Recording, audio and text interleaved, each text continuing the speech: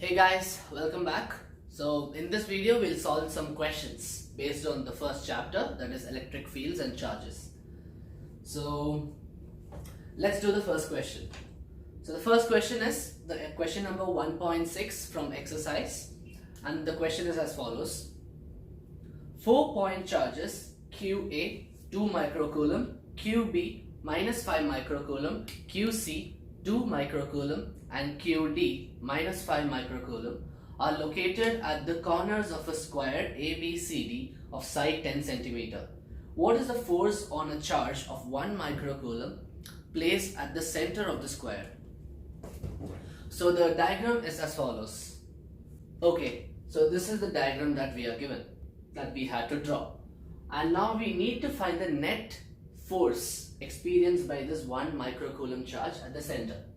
So to find the net force, let's first find out the individual forces due to all 4 of these, and we'll add the vectors.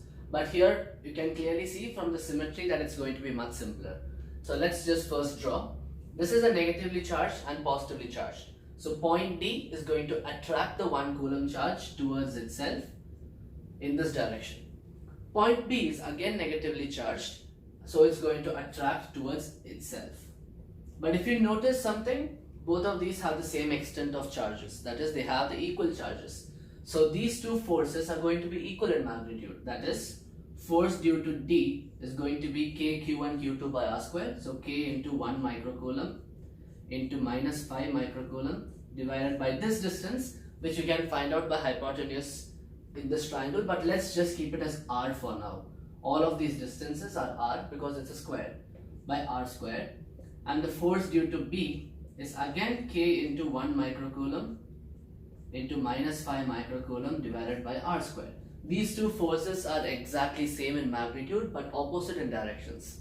So that's like placing a marker over here, and I'm pulling it with 5 newtons force to this side and my other hand is pulling it with 5 newtons force to the other side. It does not move. That means the net electric force is 0. In this case the net force is 0, and over here the net electric force due to these two is 0. So these two vectors just cancel each other out. The forces result to become 0. Now let's see for these two cases. The 2 coulomb charge, being positive in nature, repels this positive charge away. That is, this charge is going to repel it away from itself. Similarly, the same magnitude is going to repel away. Exactly like the previous procedure, both these have identical forces, so the vectors cancel out. So the net force at the center, equals 0 newtons. So the net force is just 0. So this is the first question. Now let's proceed to the next question. The question is as follows. Question 1.1. So now let's proceed to the next question, which is question 1.10. Okay, the question is as follows.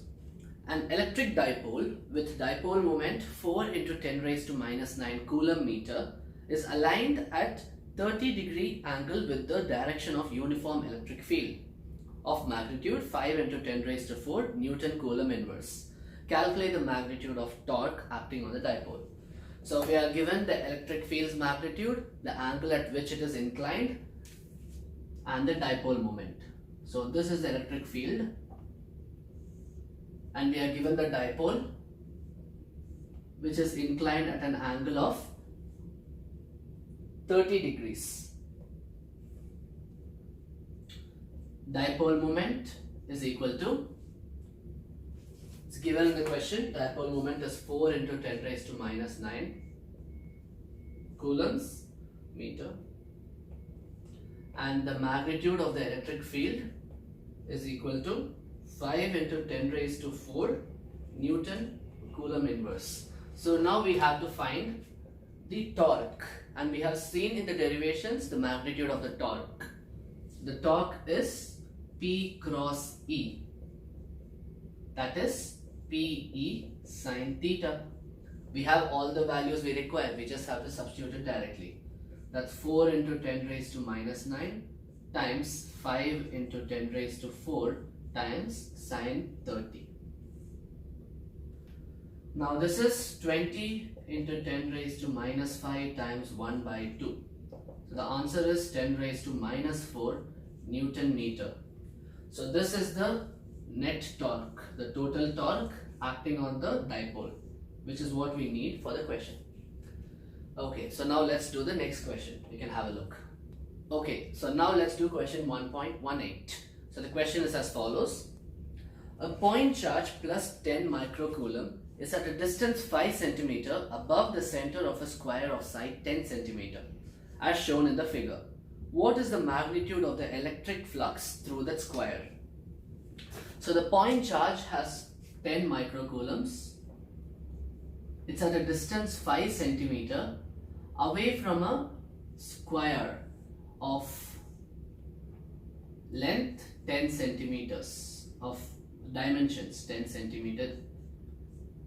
So what we need to find is the flux passing through this given square piece. So how do we do this? We do not know any special formula for flux which passes through a square. We just know the two equations, that is flux equals E dot S equals Q by epsilon naught. This is all that we know. We don't know anything else more than this, and there's nothing we can use from this diagram. So what we are going to assume is that, if you remember Gauss Theorem, it states that the flux, this charge, is enclosing a Gaussian surface. So what we are going to do is we are going to construct a Gaussian surface, and the condition is that the Gaussian surface must be a closed surface. It can't be an open surface. If you see this, we are going to construct a Gaussian surface. And what is the easiest way to enclose a point with already a given one side as a square? It's a cube. So let's just construct a cube.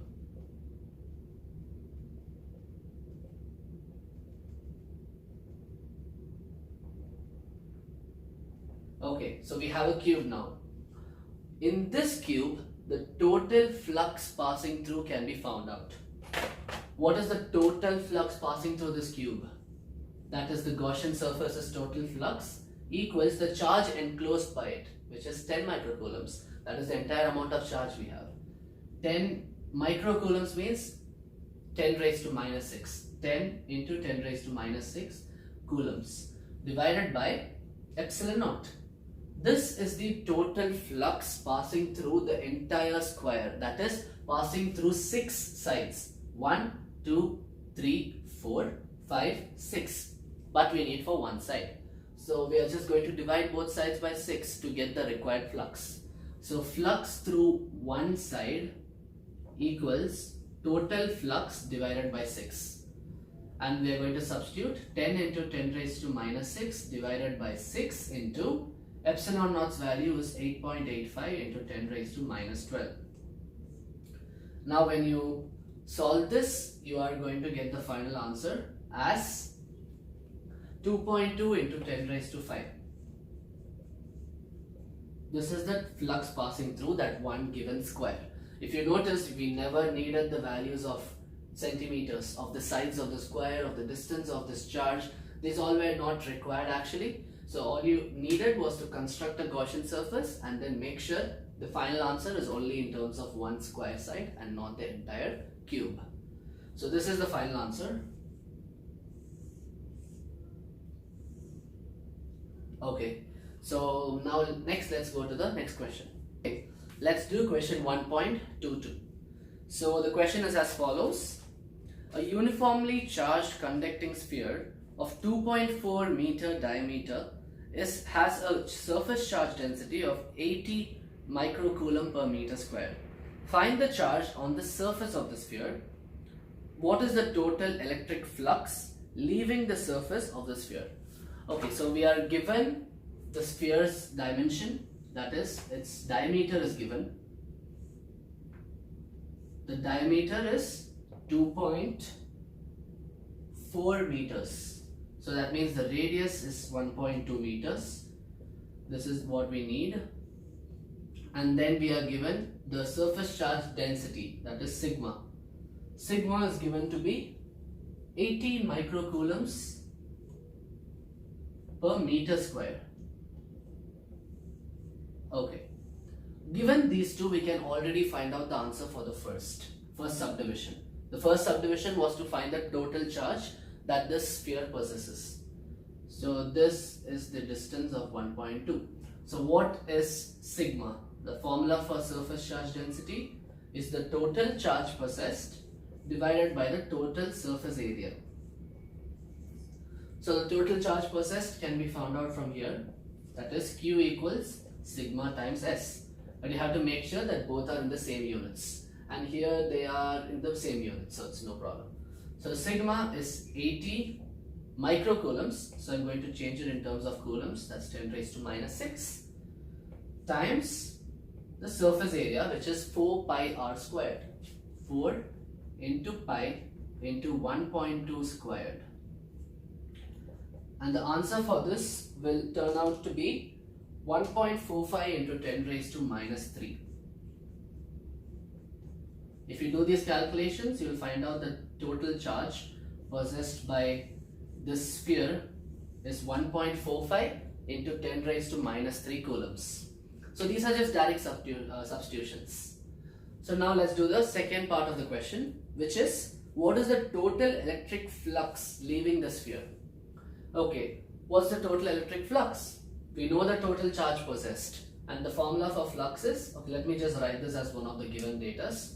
That is total charge possessed is 1.45 into 10 raised to minus 3 coulombs. This is the total charge on the given sphere as a result of 1. Now the second part is to find the total flux, and flux equals total charge enclosed divided by epsilon naught.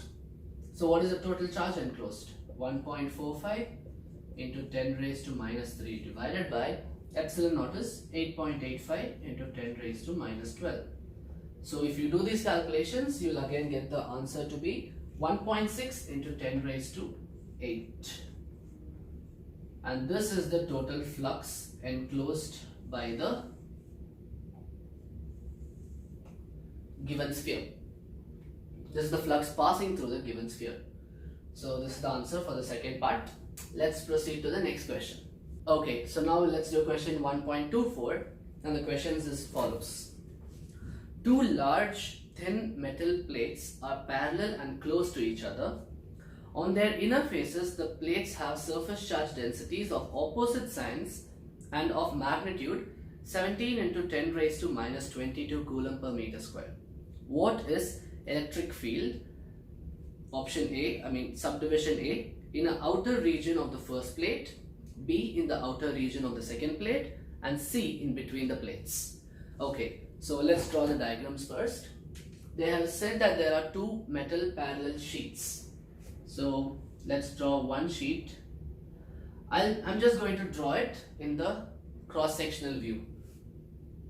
So this is one sheet and this is the other sheet. And they have said that the surface charge densities are equal but opposite in they are equal in magnitude, but the symbols, the signs are different. And the magnitude is given as 17 into 10 raised to minus 22. 17 into 10 raised to minus 22. That means let's call this plate number 1.